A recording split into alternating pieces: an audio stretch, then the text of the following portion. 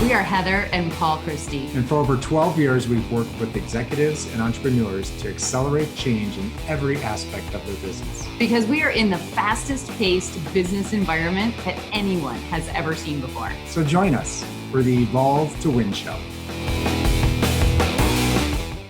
Hi, and welcome to another Evolve to Win show with Heather and Paul. Thanks for tuning in today as we talk about the leadership lid. So this is one of my favorite core principles for leadership, and it was made famous and actually introduced to us by John Maxwell. Yes, and John Maxwell is one of my leadership mentors. I absolutely love the tools that he shares. He shared this tool, I think, for the first time in 21 Irrefutable Laws of Leadership. Yep. So if you haven't picked up that book yet, you might want to pick that up.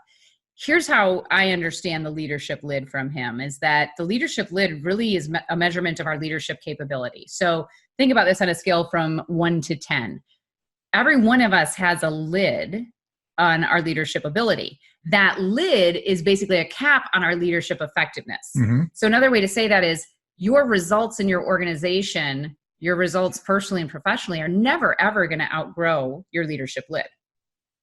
And not to mention that your team will never exceed that as well. That's right. That's right. Because there's nothing that's going to exceed that lid. That lid is your cap.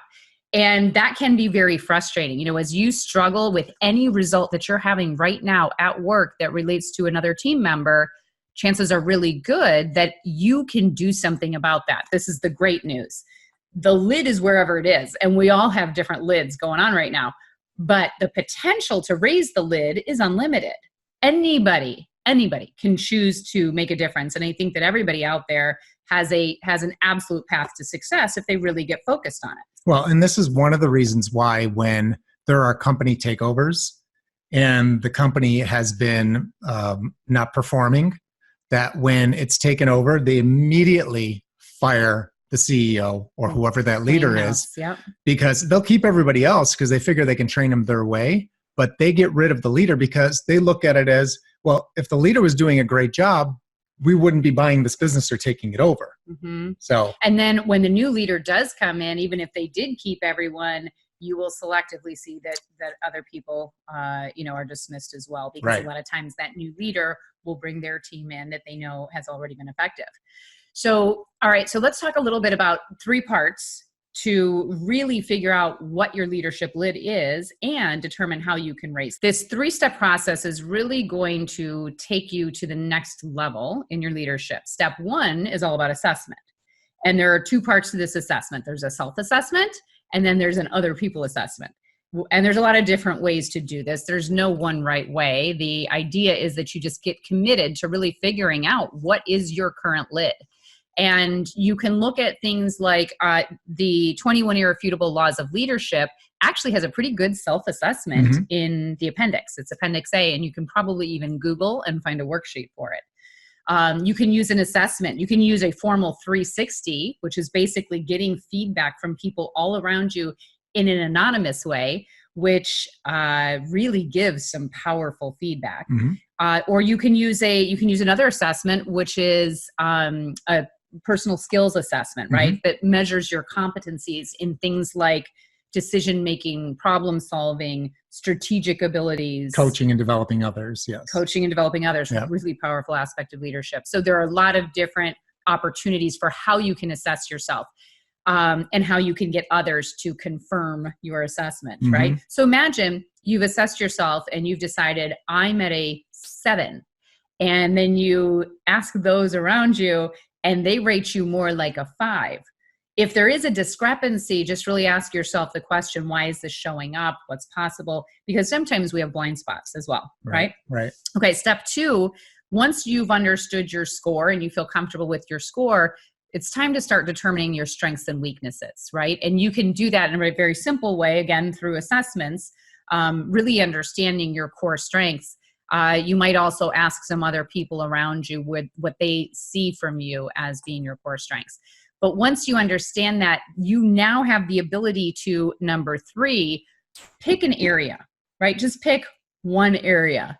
Now, I know that for some of you overachievers, you want to fix everything and you want to take it to a 10 immediately. But this really is more of a marathon instead of a sprint. So just choose one area and focus on that alone. Paul, you recently coached somebody in an executive coaching capacity. What area did your client just choose? Effective communication. Okay. Powerful, powerful leadership skill. Mm-hmm. So if he currently feels like he's scoring at a 6 and he wants to get himself up to an 8, Mm-hmm. Paul's working one by one on specific strategies with him to really help him improve that communication. Yeah. So, if you think about that, how would you increase your effectiveness as a communicator? Well, there's plenty of things to do. So you can look up on YouTube. There are books to read. So I signed a book for our client to read. Yeah, if I remember correctly, you assigned Everyone Communicates, Few Connect, which is another John Maxwell book, as it happens. And just because it's really good foundational communication tools that can be implemented immediately. And that's really, and then the other part of it is that as he continues at his job, communicating and changing the way that he's communicating with people based on the book that he's reading, he's journaling that on a nightly basis, just what's happening and how he has increased, what are some of the opportunities that he had, where was there opportunity to change something that he normally doesn't do, and we'll see how that goes, because that just started. I'm so glad that you brought that up, because this journaling is such a massive part of this development, is that on a daily basis, as you choose anything to work on, if you just commit to making notes for yourself, it's time for reflection, right? Mm-hmm. Not everybody takes time to reflect. We all experience life, but we don't always reflect on life, which means that we're failing to gain insights, right? Right. So it's that reflection time that really allows you to get the insights. I tried this new strategy, and here's what happened. Here's what the response was. Right. So that's very powerful. And so the way that we usually recommend doing this is you take one strategy, 2 solid weeks at a time, journal every day about how this strategy is working in your life. That really keeps you conscious about working the strategy. And then if at the end of 2 weeks you really see a dramatic improvement, you can consider moving on to the next strategy. But the idea is to make sure that you keep those changes that are working in place and that you keep using them. So if you need another couple of weeks, if you don't feel like you're there yet, just stick with the one strategy, because when you're working on something as powerful as meaningful communication, right? Yeah. That there's work that all of us can do there. Okay.